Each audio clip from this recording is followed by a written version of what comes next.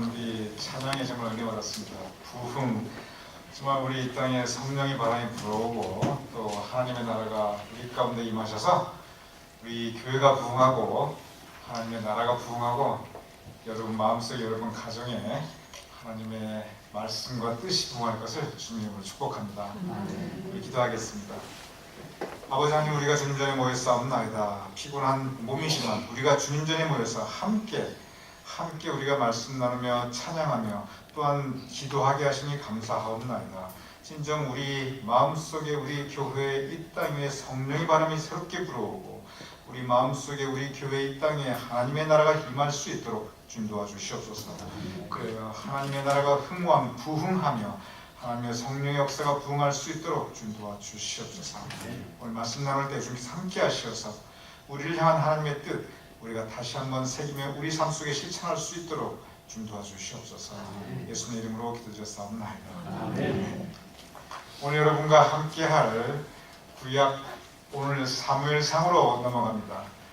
이제 사사 시대에서 그리고 룻기는 잠깐 하나의 에피소드 이야기이고 사사 시대에 있었던 이야기이고 그리고 바로 사무엘상하로 들어가는데 사사 시대에는 이런저런 사사들 여러분이 말씀만 드리면 머리에 떠오를 수 있는 기드온이라든지 또는 이제 입다라든지 또는 여자 사사 이 드보라라든지 삼손이라든지 여러분 이렇게 머리에 떠올리는 그런 분들이 있습니다. 그분들 가운데 아무 커넥션이 없습니다. 즉 하나님께서 필요하시면 이런 사사를 들어 쓰시기도 하고 저런 사사를 들어 쓰시기도 하고 이런저런 사사들을 들어 쓰신 그 시대가 사사시대이고 그것을 기록한 책이 사사기, 항상 기자는 기록할 기자입니다. 사사들에 대해서 기록하였던 뜻입니다. 그에 반해서 사무엘 상하, 열왕기 상하, 역대 상하는 전부 왕에 대한 이야기입니다. 우리 이조실록이 있습니다. 왕조실록이 있습니다. 똑같습니다. 열왕기 상하, 역대 상하는 이스라엘 또는 유다의 왕조실록입니다. 사무엘 상하는 이렇게 사사시대에서 왕조시대로 들어가는 그 중간에 걸쳐져 있는 성경 말씀 역사를 우리에게 전하고 있습니다. 그래서 오늘은 사사시대하고 사무엘상하, 열왕기상하, 역대상하 그 가장 큰 차이점이 왕이 있느냐 없느냐 왕정시대로 넘어가는 겁니다. 그래서 그 부분에 대해서 오늘 여러분과 함께 말씀을 나누도록 하겠습니다. 사무엘상은 특별히 그 부분에 대해서 우리에게 중점적으로 가르치는 것이고 여기에 담겨있는 우리를 향한 하나님의 뜻, 성서의 가르침이 무엇인가 우리가 함께 또한 묵상하며 우리 마음속에 깨달음이 있기를 바랍니다. 먼저 사사시대 우리가 한번 보도록 하겠습니다. 사사시대는 어떤 시대였냐면 지난번에 한번 공부했으면 다시 한번 돌아보겠습니다.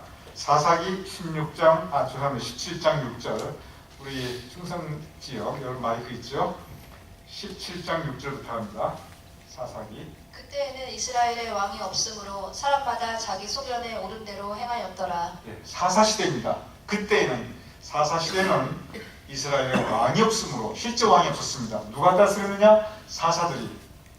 누가 나올지 몰라요. 그 다음에 누가 될지 몰라요. 그 사사들이.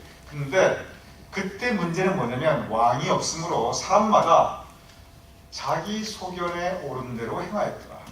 이 사람이 이게 옳다고 생각하면 목소리 높은 사람이 이기고 저 사람이 저게 옳다고 생각하면 고집센 사람이 이기고 이렇게 하나님의 뜻대로 이루어지는 것이 아니라 사람들이 자기 소견에 오른 대로 즉 영적인 혼란기였습니다.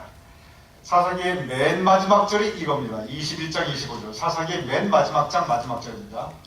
그때 이스라엘에 왕이 없으므로 사람이 각각 그 소견에 오른 대로 행하였더라. 감사합니다. 17장 6절로 똑같은 말이 반복이 되지요. 여기서 왕이 없다는 것은 영적으로 혼란기이고 그리고 현실적으로는 또 어떤 부분이 있냐면 외적들이 침입해올 때 왕이 없으니까 중앙 집권 정치제도가 없으니까 통일된 군사제도가 없으니까 항상 취약하였습니다. 그래서 영적으로 혼란기였고 현실적으로 특별히 군사적으로 취약한 것이 그때 이 사사시대였습니다. 그래서 백성들이 왕을 구합니다. 원래 이스라엘 민족에게 왕을 세운 것이 원래는 하나님의 뜻이 아니었어요. 우리가 그 부분 쉽게 혼돈합니다. 그래서 사사기에서 사무엘상을 자세하게 읽어보면 하나님의 뜻은 처음부터 임금을 세우는 것이 하나님의 뜻이 아니었구나, 우리가 금방 알 수 있습니다. 어떻게 임금을 세우게 됐는가, 그 과정을 우리가 오늘 돌아보고 그것을 사무엘상이 얘기하고 있습니다. 그리고 거기에 하나님의 뜻이 있습니다. 백성들이 왕을 구하는 모습, 이제 사무엘상으로 넘어갑니다. 8장 4절에서 5절. 이스라엘 모든 장로가 모여 라마에 있는 사무엘에게 나아가서 그에게 이르되 보소서 당신은 늙고 당신의 아들들은 당신의 행위를 따르지 아니하니 열방과 같이 우리에게 왕을 세워 우리를 다스리게 하소서 한지라. 감사합니다. 이스라엘 역사에서 그리고 사사시대에서 최후의 사사, 그리고 가장 위대한 사사는 역시 사무엘입니다. 그래서 사무엘이 마지막 사사인데 그때 이스라엘 백성이 사무엘에게 나갑니다. 그러면서 우리에게 왕을 세워 주십시오. 그래서 그 왕이 우리를 다스리게 하옵소서 하고 간청합니다. 즉 이것은 사무엘의 뜻도 아니었고 하나님의 뜻도 아니었습니다. 백성들이 나서서 먼저, 이스라엘 백성들이 나서서 먼저 우리에게 왕을 세워 주옵소서 합니다. 여기에 하나님이 기뻐하지 않으십니다. 하나님의 반응이 나타납니다. 사무엘상 8장 7절에서 8절. 여호와께서 사무엘에게 이르시되 백성이 내게 한 말을 다 들으라. 그들이 너를 버림이 아니요 나를 버려 자기들의 왕이 되지 못하게 함이니라. 내가 그들을 애굽에서 인도하여 낸 날부터 오늘까지 그들이 모든 행사로 나를 버리고 다른 신들을 섬길 것이 섬김같이 내게도 그리하는도다. 네, 감사합니다. 여기 보면 7절에 백성들이 너에게 한 말, 즉 왕을 세워주십시오. 그 말 그냥 들어주랍니다. 근데 이것이 하나님께서 기쁜 마음으로 그러신 게 절대 아닙니다. 그 다음 말 그만 해보십시오. 그들이 너를 버림이 아니고 사무엘 너를 버린 게 아니라 누구를 버렸다? 나를 버렸다. 하나님을 버려서 자기들의 왕을 세우기를 원한다. 이게 무슨 뜻이냐면 이스라엘 민족의 신앙 가운데 그리고 우리가 믿는 믿음 가운데 우리의 진정한 임금 왕은 하나님이십니다. 그래서 천국이라고 말할 때 이것이 무엇이냐면 하나님이 임금이 되신 왕국, 그게 천국입니다. 하나님이 왕이 되신 나라, 하나님의 나라. 오늘도 우리 부흥에서 하나님의 나라가 나죠. 하나님의 나라, 천국. 누가 임금이냐, 누가 왕이냐? 하나님이 왕입니다. 그래서 우리 믿음의 전통 가운데 우리의 진정한 임금은 하나님이십니다. 그래서 예수님도 우리에게 평화의 왕으로, 그 왕은 왕 중의 왕, 우리의 진정한 왕은 하나님이신데, 근데 이스라엘 백성들이 우리에게 왕을 세워 주십시오 그랬거든요. 그러니까 하나님께서 사무엘 너를 버린 게 아니다, 나를 버렸다. 진정한 임금은 나인데 나는 한쪽으로 싹 제껴두고 왕을 세워달라? 저 이스라엘 백성이 나를 버렸다, 이렇게 표현하고 있습니다. 여기에 하나님의 굉장히 섭섭한 마음이 담겨 있습니다. 절대 기뻐하지 않으십니다. 그 다음 말 8절 보십시오. 내가 그들을 애굽에서부터 인도하여 지금까지 그들을 내가 지켜왔는데 그들의 진정한 임금이 나였는데, 그래서 내가 그들을 외적으로부터 보호해 주었고, 굶주릴 때 먹을 것을 주었고, 목마를 때 물을 주었고, 지금까지 보호해 줬는데 내가 그들의 진정한 임금인데, 그런데 나를 버렸다. 왜? 새로운 왕을 원하니까. 그리고 나를 갖다가 다른 신들의 하나로 전락시켜버렸다. 여러분이 7절하고 8절에 보면 하나님께서 이스라엘 백성들이 왕을 세워주십시오 그러는데 이걸 기뻐하십니까? 섭섭하고 한탄해 하십니까? 어떻게 보이세요? 하나님의 뜻이 절대 아니에요. 하나님은 원하지 않으셨습니다. 그런데 하나님께서 그것을 허락해 주십니다. 백성들이 원하니까. 그런데 임금을 만약에 원한다면 주긴 주는데 그 왕들이 너를 어떻게 할 것인가 하나님께서 사무엘을 통해서 설명하게 합니다. 그리고 선택하게 합니다. 지금부터 여러분 잘 들어보시기 바랍니다. 이때가 굉장히 오래전입니다. 고대 문명입니다. 그런데 너희에게 임금이 세워지면, 그때 당시 많은 문명에서 제대로 된 임금들이 많지 않았어요. 그런데 너희에게 임금이 세워지면 원하면 왕을 주겠는데 그 왕이 너에게 어떻게 할 것인가 하나님께서 사무엘을 통해서 자세하게 설명하는데, 이것이 어떤 모습인가 한번 가만히 보세요. 그리고 그 말씀 다 한 다음에 선택권을 주는데 이스라엘 백성들이 어떻게 선택하는가, 그 부분을 보겠습니다. 왕을 세우게 되면 그 왕이 어떻게 할 것인가를 사무엘이 자세히 설명해 줍니다. 8장 10절에서 11절. 사무엘이 왕을 구하는 백성에게 여호와의 모든 말씀을 일러 가로되 너희를 다스릴 왕의 제도가 이러하니라. 그가 너희 아들들을 취하여 그 병거와 말을 어겁게 하리니 그들이 그 병거 앞에서 달릴 것이며. 감사합니다. 왕을 구한다면 왕을 주겠다. 근데 그 왕이 하는 일이 뭐냐? 맨 처음이 뭐냐면 너희의 아들들을 취하여, 11절에 너희의 아들들을 취하여 전쟁터에 내보낼 거다. 그겁니다. 여러분, 이게 굉장히 중요한 말이고 또 무시무시한 말입니다. 임금을 세우면 좋다, 원하면 주겠는데 그 임금이 뭘 하느냐? 강제로 너희 아들들을 징발해가지고 최전선에 세워서 싸우게 하고 그리고 죽게 할 것이다.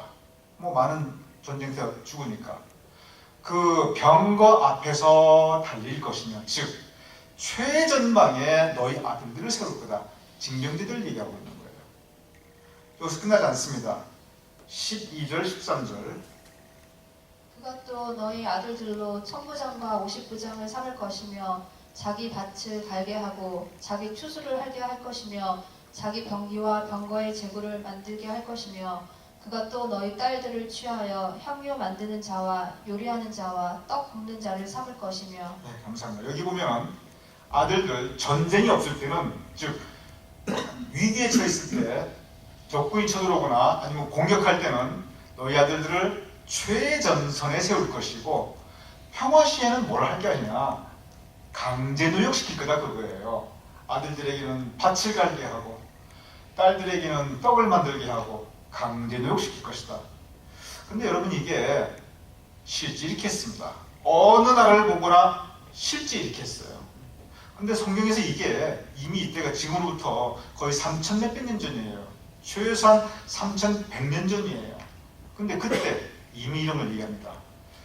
최근래까지 이거 다 지켜졌었어요. 전시에는 강제징벌을 최전선 세우고, 그리고 평화시에는 강제노역 많이 시켰습니다. 거기서 끝나지 않아요. 14절 17절 한번 보세요. 14절 17절. 그가 또 너희 밭과 그러니까 왕입니다. 왕이 뭘 하게 하느냐? 포도원과 관람원의 제일 좋은 것을 취하여 자기 신하들에게 줄 것이며 그가 또 너희 곡식과 포도원 소산의 11조를 취하여 자기 관리와 신하에게 줄 것이며 그가 또 너희 노비와 가장 아름다운 소년과 나귀들을 취하여 자기 일을 시킬 것이며 너희 양떼의 10분의 1을 취하리니 너희가 그 종이 될 것이라. 여러분, 이걸 곰곰이 생각하시고 뭘 말하냐면 조세제도와 징용과 공출입니다. 너에게 여기 보면 11조를 취하여 자기 관리와 신하에게 줄 것이며, 이 세금입니다. 10%의 세금입니다. 요즘 이 미국에 있는 세금하고도 거의 비슷해요. 그렇죠? 대부분 이제 물론 부자들은 더 많이 내지만 그때 그러니까 결국 10%의 그 조세제도였는데 그걸로 끝나는 게 아니에요. 저기 보면 16절에 보면 노비와 가장 아름다운 소년들과 나귀를 취하여 자기를 시킬 것. 이건 징용입니다. 여러분, 일제시대 때 젊은이들 많이 징용으로 끌려갔습니다. 그 다음에는 공출이 있습니다. 심지어 집에 있는 노쇠 그릇 숟갈까지 다 뺏어갔어요. 일제시대 때. 마찬가지예요. 여기 보면 공출에 대해서 얘기하고 있습니다. 집에 있는 거 왕이 필요하다 뺏어갈 것이다. 값없이. 왜? 왕정국가이니까. 이걸 보면은 저 3,100년 전에 이미 전제 왕정국가의 모습을 정말 정확하게 말씀하셨어요. 하나님께서. 그리고 이게 근래까지, 근대국가 이르기까지, 저도 중세 공건지대까지 이게 그대로 지켜집니다. 동양서양 할 것 없이 지켜집니다. 이게 왕정국가예요. 그리고 하나님께서 자, 이러하니 어떻다라는 걸 분명히 말씀해 주십니다. 8장 18절. 그날에 너희가 너희 택한 왕을 인하여 부르짖되 그날에 여호와께서 너희에게 응답하지 아니하시리라. 왕을 세워본들 너희 굉장히 힘들어질 것이다. 그 왕 때문에. 왜냐하면 모든 왕은 다 독재자입니다. 모든 왕은 자기 마음대로 징용과 공출과 조세와 그리고 아까 징용이라고 했죠. 이 징병 이제 그 군대 내보내는 거 그거 다 마음대로 했습니다. 실제 마음대로 했어요. 그래서 그 결과 너희가 택한 왕 하나님의 뜻도 아니었고 사무의 뜻도 아니에요. 백성들에서 왕을 세우십시오 했습니다. 바로 그 왕으로 해서 너무 힘들어서 부르짖게 될 것인데 하나님께서 응답하지 않는다. 인류 역사를 보면 이런 일이 실제로 많이 일어났습니다.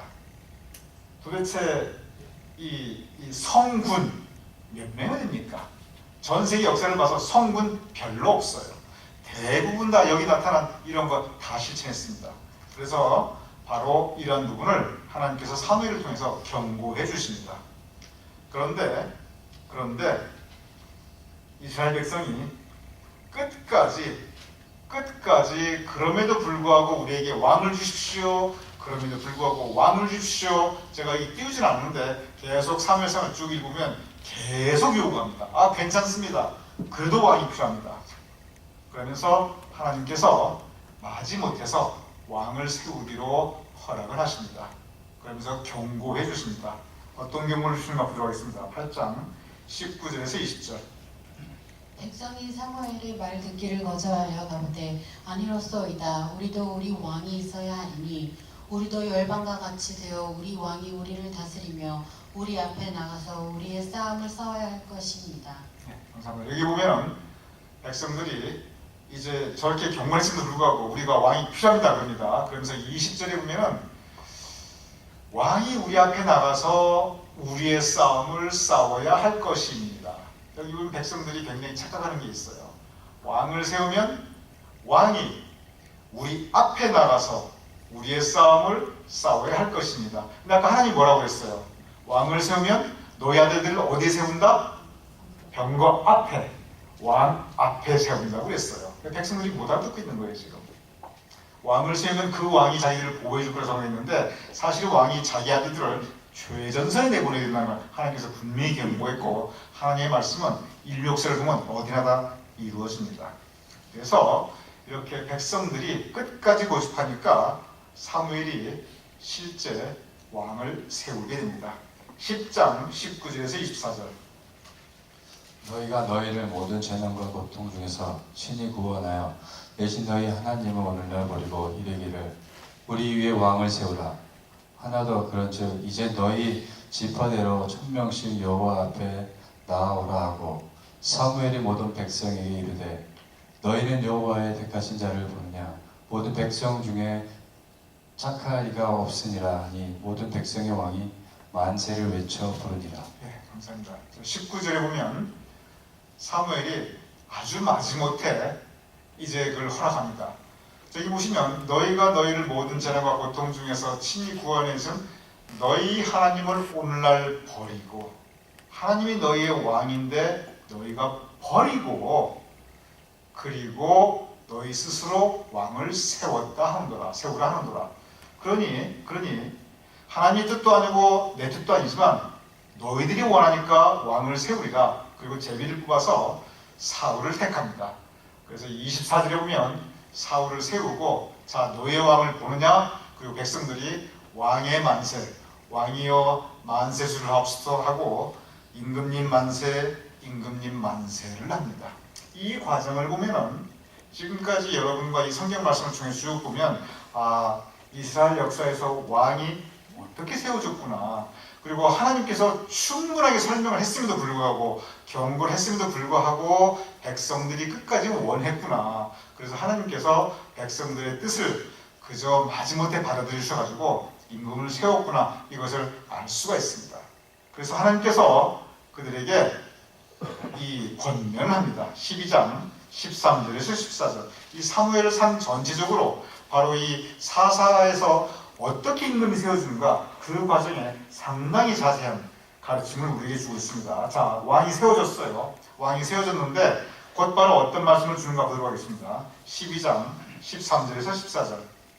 이제 너희의 구한 왕, 너희의 택한 왕을 보라. 여호와께서 너희 위에 왕을 세우셨느니라. 너희가 만일 여호와를 경외하여 그를 섬기며 그의 목소리를 듣고 여호와의 명령을 거역하지 아니하며 또 너희와 너희를 다스리는 왕이 너희 하나님 여호와를 좇으면 좋으리니라마는. 예, 감사합니다. 자, 여러분 이 흐름을 잘 생각해 보시기 바랍니다. 신앙적으로 이스라엘 백성 우리 모두의 왕은 누구입니까? 하나님이지요. 근데 이스라엘 백성이 그 하나님을 옆으로 이렇게 제꼈어요. 그리고 우리에게 왕을 줬어. 그래서 하나님께서 왕을 세우셨습니다. 사울을 세웠어요. 이때 이미 사울이 왕이 되었습니다. 하나님께서 사무엘을 통해서 뭐라고 말씀해 주시냐면, 자, 13절에 너희 왕을 보라. 너에게 왕이 있다. 근데 저 14절을 가만히 보시기 바랍니다. 어떤 말씀을 주시는지. 너희가 만일 여호와를 경외하며 그를 섬기며 하나님의 그 목소리, 하나님의 목소리를 듣고 여호와의 명령을 거역하지 아니하고 또 너희와 너희를 다스리는 왕, 지금 세운 왕이 너희 하나님 여호와를 좇으면, 즉 따르면 좋으리라. 즉 너희와 너희 임금이, 이스라엘 백성과 이스라엘 왕이 하나님 여호와의 말씀을 순종하고 따르면 그러면 좋으리라. 내가 마지못해 임금을 허락해 주었지만 그러나 그 임금이 그리고 이스라엘 백성이 하나님의 말씀을 순종하고 따르면 그러면 좋을 것이다. 그 임금도 좋을 것이고 그 백성도 좋을 것이다. 하나님께서 말씀해 주셨어요. 그 다음 말씀 보시기 바랍니다. 12장 15절.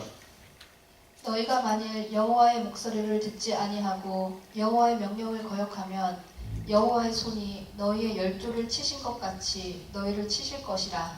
네, 감사합니다. 그런데 만약에 너희의 임금이나 너희 백성이 하나님의 말씀을 따르지 않으면 너희를 치리라. 하나님께서 엄중히 경고해 주셨어요. 이것은 우리가 앞서 이스라엘 백성들 그 신명기 공부할 때 똑같습니다. 순종하면 복 받을 것이요, 불순종하면 심판받을 것이다. 여기에 왕이 세웠는데 하나님의 말씀은 하나도 변하지 않았어요. 자, 왕을 세워달라니 왕을 세워줬다. 근데 이스라엘 백성과 그 임금의 말씀을 따라 살면 너희와 너희 왕이 다 좋을 것이요, 그런데 너희와 너희 왕이 하나님을 거역하면 내가 너희를 치리라.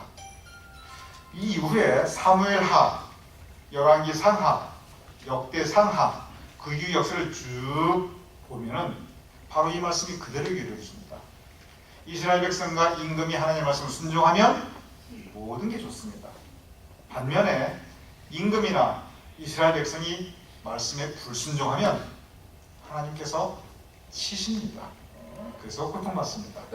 바로 이 말씀이 처음 임금이 세워지는 사울왕이 세워지자마자 하나님께서 주신 말씀인데, 이 말씀이 이후로 쭉 끝까지 이루어집니다. 그래서 이스라엘 백성에게 또 갓 세워진 사울왕에게 이 말씀을 주시고 신신당부합니다. 그 신신당부하는 장면이 12장 24절에서 25절입니다. 너희는 여호와께서 너희를 위하여 행하신 그 큰 일을 생각하여 오직 그를 경외하며 너희의 마음을 다하여 진실히 섬기라. 만일 너희가 여전히 악을 행하면 너희와 너희 왕이 다 멸망하리라. 감사합니다. 보면 너희와 너희 왕이, 말씀을 순종하면 너희와 너희 왕이 다 좋을 것이요, 말씀에 불순종하면 너희와 너희 왕이 다 멸망하리라. 임금과 백성은 운명 공동체가 됩니다. 실제로 그렇게 이루어집니다. 그래서 이러한 하나님께서 충분히 설명하시고 충분히 권면하시고 그리고 사울이 마침내 왕이 오릅니다. 13장 1절. 사울이 왕이 될 때에 40세라. 이렇게 얘기합니다. 자, 그럼 여기서 우리가 이 사무엘 상을 통해서 임금이 되는 과정을 우리가 쭉 같이 말씀을 나누었습니다. 여기서 보면 하나님의 뜻이 무엇이냐면, 하나님의 뜻은 분명합니다. 우리 모두의 진정한 임금은, 진정한 왕은 여호와 하나님이라는 것입니다. 여호와 하나님이라는 것이 무슨 뜻이냐면 우리가 누구에 따라 사느냐, 누구에 따라 순종하느냐, 누구의 말씀을 우리가 듣느냐, 다른 거 아니라는 거예요. 가장 중요한 것은 여호와 하나님 말씀이라는 거예요. 그게 진정한 임금.